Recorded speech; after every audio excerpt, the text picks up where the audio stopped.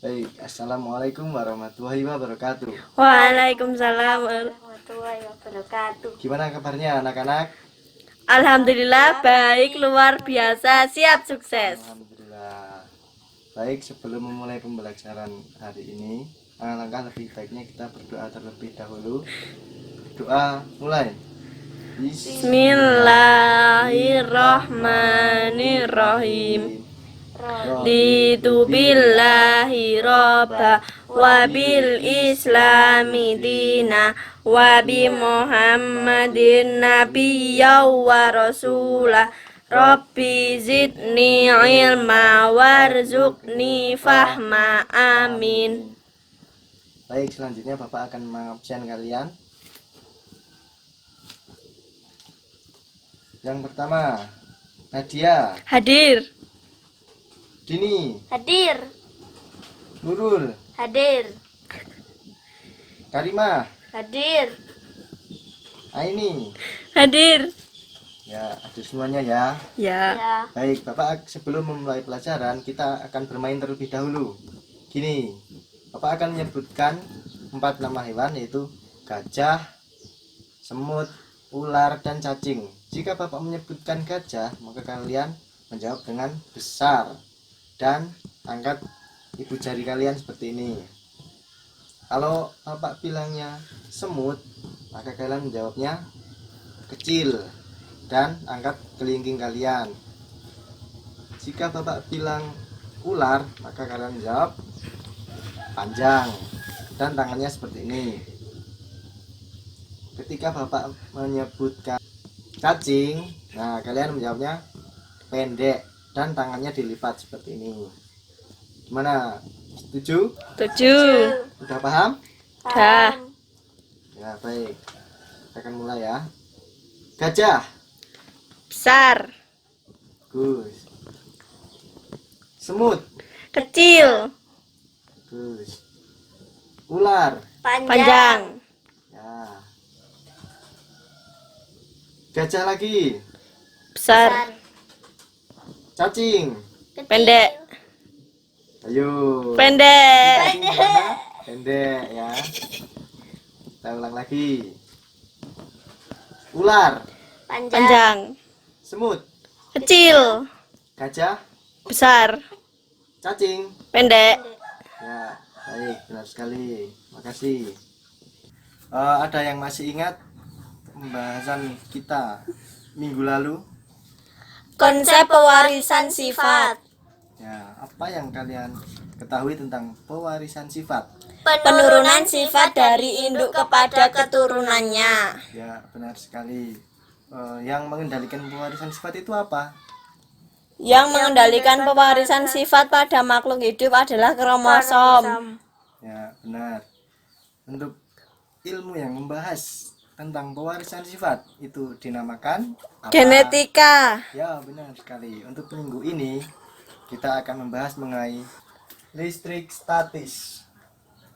Apa yang kalian ketahui mengenai listrik statis? Listrik yang diam. Ya, benar sekali. Dari namanya sudah kelihatan. Listrik statis adalah kumpulan muatan listrik dalam jumlah tertentu yang statis itu tetap atau tidak bergerak. Baik. Tujuan pembelajaran kali ini adalah yang pertama, mengingat kembali konsep listrik statis dan gejalanya dalam kehidupan, mengenali kelistrikan pada sistem saraf dan hewan yang mengandung listrik. Yang kedua, menyajikan hasil pengamatan mengenai gejala listrik dalam kehidupan. Untuk KD-nya itu KD 3.4, yaitu menjelaskan konsep listrik statis dan gejalanya dalam kehidupan, termasuk kelistrikan pada sistem saraf dan juga hewan yang mengandung listrik. Baik, sebelum kita belajar tentang listrik statis, silahkan kalian siapkan alat tulis dan bukunya. Ya, bagus. Sebelumnya Bapak akan memperlihatkan beberapa gambar. Ini, yang pertama adalah gambar ini. Apa yang kalian ketahui tentang gambar ini? Penggaris menarik kertas. Ya, benar. Faktor apa yang menyebabkan penggaris dapat menarik kertas? Karena ada magnetnya. Ya, boleh. Penggaris dapat menarik kertas itu karena sebelum dia didekatkan dengan kertas, itu penggaris digosokkan ke rambut dulu, sehingga terjadi perbedaan muatan antara penggaris dan juga potongan kertas, sehingga kertas dapat tertarik oleh penggaris. Baik, yang kedua ada gambar ini. Apa yang dapat kalian sampaikan tentang gambar ini? Orang kesetrum. Kenapa kok jadi orang kesetrum? Karena rambutnya berdiri kayak orang kesetrum. Ya, sebenarnya gambar ini rambut berdiri karena di dalam bola yang dipegang orang ini itu ada listrik statis, sehingga dapat menyebabkan rambutnya berdiri, bukan karena kesetrum. Ya, untuk dua gambar ini itu merupakan penerapan dari konsep listrik statis dalam kehidupan anak-anak. Baik, kalian sudah paham? Sudah. Terus, selanjutnya, kenapa benda dapat bermuatan listrik? Apakah kalian tahu penyebabnya? Tahu. Ya, apa sebutkan? Digosok. Ya, benar sekali, digosok merupakan salah satu dari cara benda agar bisa bermuatan listrik. Yang kedua ada dengan cara dialiri listrik secara langsung atau disetrum dengan listrik dinamis juga bisa. Ya, kalian sudah mengetahui gimana caranya benda itu dapat bermuatan. Sekarang muatan listrik dibagi menjadi berapa? 3. Ya, coba sebutkan. Positif, negatif, dan netral. Ya, benar sekali. Di saat kapan benda dikatakan bermuatan positif? Dikatakan bermuatan positif bila proton lebih banyak daripada elektron. Ya, bagus. Kalau yang dikatakan negatif, jawabannya adalah bisa dikatakan negatif jika elektron jumlahnya lebih banyak daripada proton. Yang terakhir, benda dikatakan netral apabila jumlah proton dan elektron yang terkandung di benda tersebut itu jumlahnya sama. Berikutnya adalah listrikan pada sistem saraf. Nah, coba perhatikan gambar ini.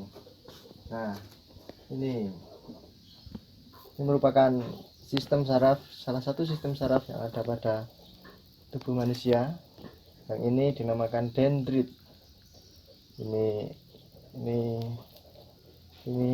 yang di tengah ini inti sel, yang di sampingnya badan sel, ini akson, ini selubung mielin, dan yang ini nodus ranvier. Apakah kalian tahu apa saja fungsi dari bagian-bagian dari badan sel atau sel saraf ini? Tidak. Tidak. Ya udah, bagi tahu. Nih, dendrit berfungsi untuk menerima rangsang dari luar sel untuk diteruskan ke badan sel. Nah, badan sel meneruskan rangsangan dari luar menuju ke akson yang diselubungi oleh selubung mielin. Selubung mielin ini untuk mempercepat jalannya rangsangan. Dan yang ini berfungsi untuk mengatur seluruh kegiatan yang ada di sistem saraf ini. Ini akson menerima impuls dari badan sel dan meneruskannya ke sel yang lain. Dan ini dinamakan selubung mielin yang berfungsi untuk mempercepat impuls atau membantu terjadinya loncatan muatan. Yang di tengah ini tadi namanya nodus ranvier, itu tempat terjadinya tarik menarik muatan di membran sel saraf. Baik, ini Bapak akan menunjukkan beberapa hewan yang mengandung listrik. Ini yang pertama. Kalian tahu ini hewan apa? Ikan gergaji. Gergaji, ya boleh. Ini dinamakan ikan belalai gajah, bukan ikan gergaji. Nah, ini kenapa kok dinamakan ikan belalai gajah? Nah, ini karena di sini ada kayak belalainya. Nah, ini merupakan yang Pak bilang kayak belalai ini tempat untuk menampung listriknya, yang berfungsi untuk mendeteksi pergerakan dari mangsanya agar dia bisa memakannya dan untuk menjaga kelangsungan hidupnya. Yang kedua ada gambar ini. Ini menurut kalian gambar apa? Ikan pari.